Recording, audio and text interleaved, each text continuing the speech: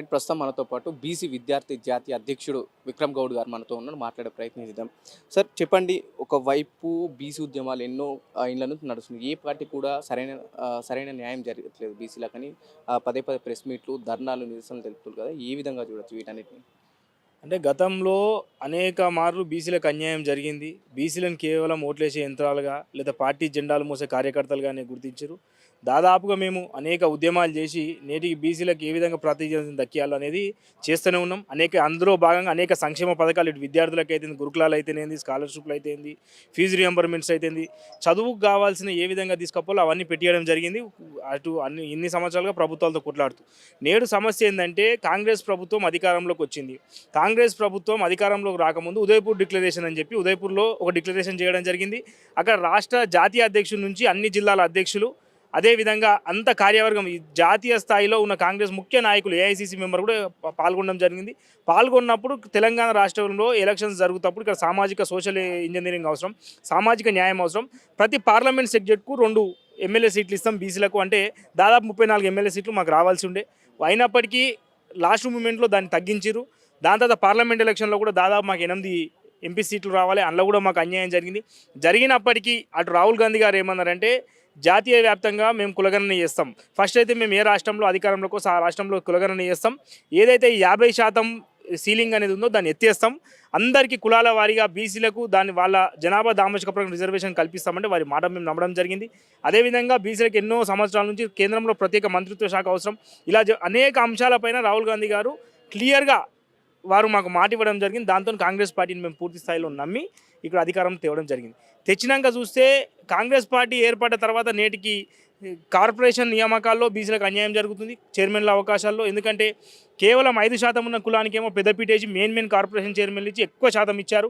బీసీలకు అడపదడప ఇచ్చారు. నేటికి చూసుకుంటే అక్కడ పార్టీ పదవులలో కూడా బీసీకి నిజంగా అన్యాయం జరుగుతున్న వాస్తవానికి మేము చూసుకోవచ్చు. స్టాటిస్టికల్గా మేము చెప్పే అది వాళ్ళు కూడా ఏమన్నారంటే రాహుల్ గాంధీ గారు పదే మాట మాట్లాడుతూ సోషల్ ఇంజనీరింగ్ ఉండాలి, కేంద్రంలో ప్రధానమంత్రి మోడీ బీసీ అని చెప్పుకుంటాడు, అయినప్పటికీ బీసీ ఎక్కడ కూడా పాటిస్తలేడు. పిఎంఓలో ఒక బీసీ ఐఏఎస్ ఆఫీసర్ లేడు, లేదా మొత్తం దేశవ్యాప్తంగా ప్రిన్సిపల్ సెక్రటరీలో బీసీలకు అన్యాయం జరుగుతుంది. బీసీలు ఎక్కడ కూడా కీ పోస్టులు లేదు, కేవలం నరేంద్ర మోడీ పేరుకే బీసీ అని ఆయన పార్లమెంట్లో కూడా అనడం చూసాం. కానీ ఇక్కడ చూసుకుంటే ఇక్కడ సీఎంఓ పరిస్థితి అక్కడ అట్లనే ఉంది. ఇక రాష్ట్రంలో కూడా కేవలం 2 బీసీలకు మంత్రి పదవులు ఇచ్చారు. ఇప్పుడు ఇంకా 6 మంత్రి పదవులు నింపేది ఉన్నది. ఇప్పుడు రేపు ఎల్లుండి నింపుతామని చెప్పి వాళ్ళు నిన్న ఢిల్లీలో కూడా మీటింగ్ జరిగింది. మేమేమంటాం, మీ రాహుల్ గాంధీ గారు అన్న మాటనే కదా. రాహుల్ గాంధీ గారు క్లియర్గా చెప్పారు, ఎవరు ఎంత మంది జనాభా ఉంటే వారికి అంత ఇస్తా దక్కాలి అని పార్లమెంట్ సాక్షిగా మాట్లాడారు. కాబట్టి ఇక్కడ కూడా రాబోయే బీసీ మంత్రులలో కూడా దాదాపు 6 మంత్రి పదవుల్లో 5 మంత్రి పదవులు బీసీలకు ఇవ్వాలి రాహుల్ గాంధీ గారి మాట ప్రకారం. అయితే కాంగ్రెస్ పార్టీ కూడా టీపీసీసీ అధ్యక్షుడిని బీసీనే చేసింది కదా. అవును, టీపీసీసీ అధ్యక్షుడు ఇప్పుడు ఏదో బీసీని చేసిందంటే ఆయన క్రైటీరియా ఉన్నది. దానికి రాహుల్ గాంధీ గారికి ధన్యవాదాలు తెలిపాం. ఆయన ఈరోజు నిన్న మొన్న వచ్చినోడు కాదు కదా. ఎన్ఎస్యుఐ జాతీయ అధ్యక్షుడు, రాష్ట్ర అధ్యక్షుడిగా ఎన్నికైనాడు. కాంగ్రెస్ పార్టీ కోసం సుదీర్ఘంగా పనిచేశాడు. మొన్న ఎలక్షన్లో కూడా టికెట్ ఇవ్వకుండా కాంగ్రెస్ పార్టీ విజయవంతం ఎలా తీసుకోవాలో ఆయన కృషి చేసిండు. నేనేమంటున్నా అంటే ఇప్పుడు వేరే అసలు ఎవరిని సంబంధం లేనికి ఇస్తరాకు మొత్తం వడ్డించి ఈయనకు ఒక గులాబ్ జామ్ వేసి మీకు ఒక గులాబ్ జామ్ ఇచ్చినప్పుడు సరిపోదు కదా. మేమేమంటున్నాం, మాకు దక్కాల్సిన వాడు ఇప్పుడు మేము బీసీలము దాదాపు తెలంగాణ రాష్ట్రంలో 56% ఉన్నాం. 56% పదవులు మాకెక్కడి?